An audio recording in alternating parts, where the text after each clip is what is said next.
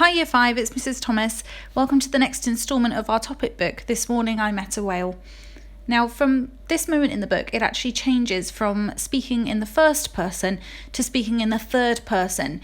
So rather than I see the whale, he's looking at me, it's changed now to the character being referred to as Michael.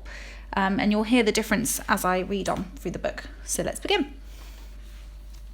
Mrs. Ferguson was so delighted to see Michael writing away that she let him go on long after the others had finished.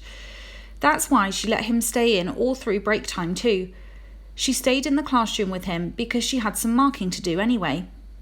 Every time she looked up, Michael was still beavering away at his story. She had never seen him so intent on anything, and certainly not his writing. Until now, he'd always seemed to find writing rather difficult. She was intrigued.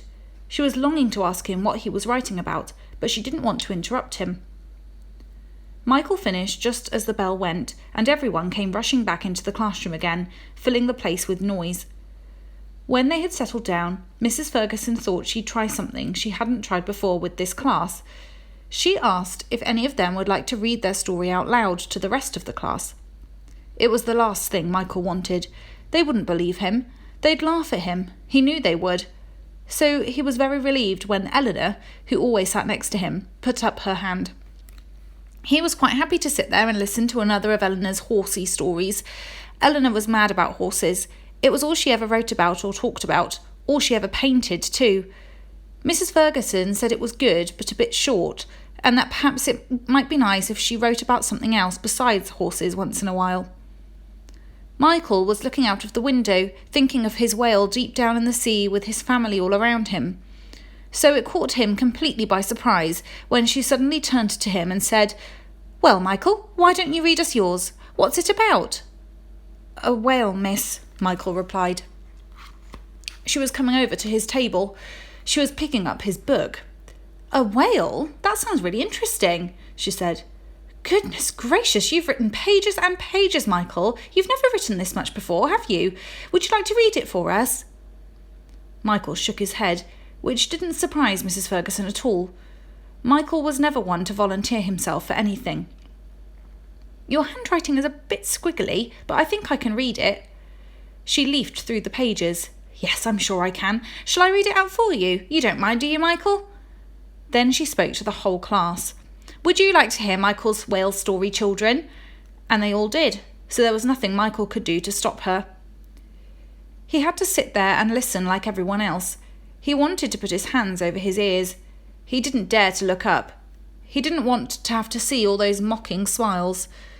To begin with, Mrs. Ferguson read it like she always did, in her teachery voice, as if it was just a story. Then, gradually, her whole tone seemed to change, and she was reading it as if she was inside the story and down by the river, as if she was seeing it all, hearing it all, feeling it all, as if she was longing to know what was going to happen. Michael dared to look around him now. No one was laughing. No one was even smiling. The longer the story went on, the more Mrs. Ferguson's voice trembled, and the more silent the class became. When she had finished, she stood there for a long while, so moved she was unable to speak. But Michael was still waiting for the first sound of laughter, dreading it. Then, all of a sudden, Eleanor started clapping beside him, and moments later they were all clapping, including Mrs. Ferguson, who was smiling at him through her tears. "An amazing story, Michael. The best I've read in a long, long time, and certainly the best you've ever written. Quite wonderful," she said. "Only one thing I would say, Michael," she went on. "It doesn't really matter, of course, but if you remember, Michael, I did tell you it had to be a true story, about something that actually happened." "It is true, miss," Michael told her. "It all happened just like I said, honest." That's when Jamie Bolshaw started sniggering and snorting. It spread all around the classroom until everyone was laughing out loud at him. It didn't stop until Mrs. Ferguson shouted at everyone to be quiet. "You do understand what true means, Michael, don't you?" she said. "It means not made up. If it is true, as you say it is, then that means that right now, just down the road, there's a bottle-nosed whale swimming about in the river, And it means you actually met him and he actually talked to you. Yes, miss, he did, miss, Michael said. And I did meet him this morning, early, promise, about 5:30 or 6. And he did talk to me. I heard his voice and it was real. I wasn't making it up.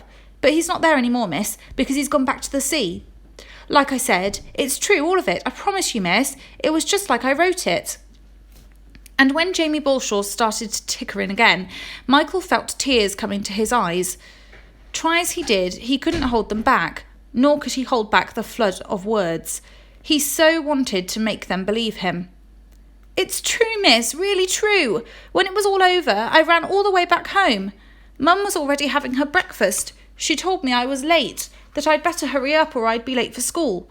I told her why I was late. I told her all about the whale, the whole thing. She just said it was a good story, but that she didn't have time for stories just now, and would I please sit down and eat my breakfast?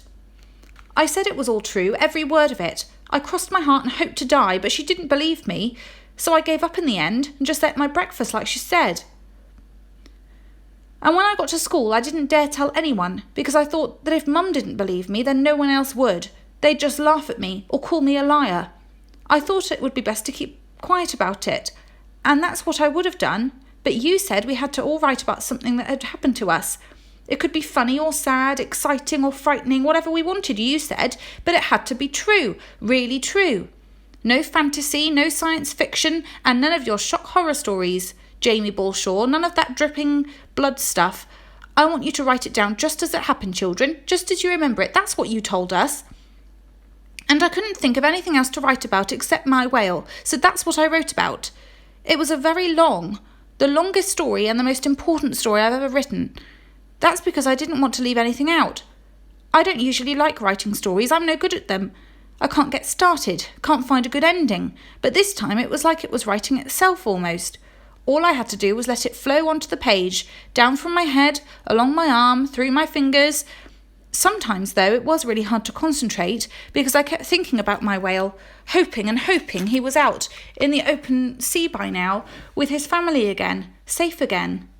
The more I hoped it, the more I believed it, and the more I believed it, the more I wanted to tell his story.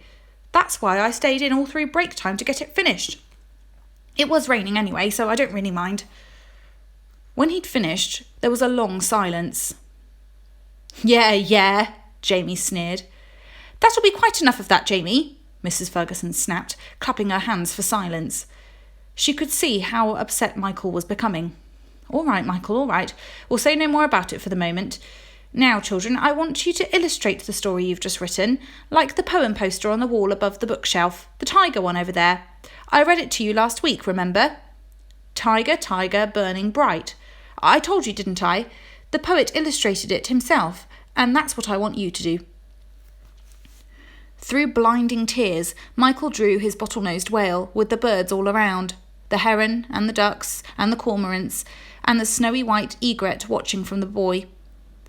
Then he drew himself, crouching down by the river's edge, with the sun coming up over London, all just as he'd seen it that morning. He had almost finished when, very surreptitiously, and making sure Mrs. Ferguson wasn't looking, Eleanor slipped him a folded piece of paper. Michael opened it and read it. Liar, liar, pants on fire. Eleanor was shaking her head and pointing at Jamie Balshaw, who was making a face at him. That was the moment Michael lost it.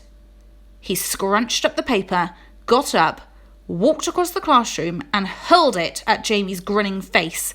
I'm not a liar, he screamed at him. I'm not! Mrs. Ferguson put Jamie in one corner and Michael in another. They hadn't been there 5 minutes before Mr. Jenner, the head teacher, came in. Much to Michael's surprise and relief, he didn't seem to even notice him standing there in the corner. He was pulling on his hat and coat. He was clearly going somewhere, and in an almighty hurry too. Mrs. Ferguson, he was saying, I want your class to stop whatever it is they're doing right now. I want them to get their coats on and assemble at once in the playground. And hurry, please. Why? What's going on? Mrs. Ferguson asked. Is it a fire drill? No, nothing like that. You're not going to believe this, Mr. Jenner said. But apparently there's a huge great whale in the river right there, right now, just down the road from us. It's true. Not every day a whale comes to town, is it? It's on the telly, but we can see it for real. So I thought we'd all go and take a look. Quick as you can, please. Elsie could be gone before we get there, and we don't want that, do we? And then he was gone. Everyone was gaping at Michael. For some time after Mr. Jenner had left, no one said a word, not even Mrs. Ferguson. But in spite of the look of utter amazement on Jamie Balshaw's face, Michael could not for one moment enjoy his triumph. All he could think of was that his whale hadn't made it out to sea, and he must still be floundering in the river, still there, and trapped. He knew only too well what that might mean. He had to be there now. He was out of the classroom, across the playground, and already full of excited children being herded into lines, and on his way down to the river before anyone could stop him. By the time Michael arrived, there were crowds everywhere, hundreds of them lining the river on both sides, and all along Battersea Bridge too. He pushed through the crowds and hoisted himself up onto the wall so he could see over. There were police down on the shoreline, keeping everyone back behind the wall. From the first moment he saw the whale, Michael could see he was in serious trouble. He was wallowing helpless in the shallows, at the mercy of the tide, unwilling or unable to move. Okay, and I'm going to stop it there for today, Year 5. Good luck with your home learning tasks, and I'll be back next week with the final instalment of the book. Bye.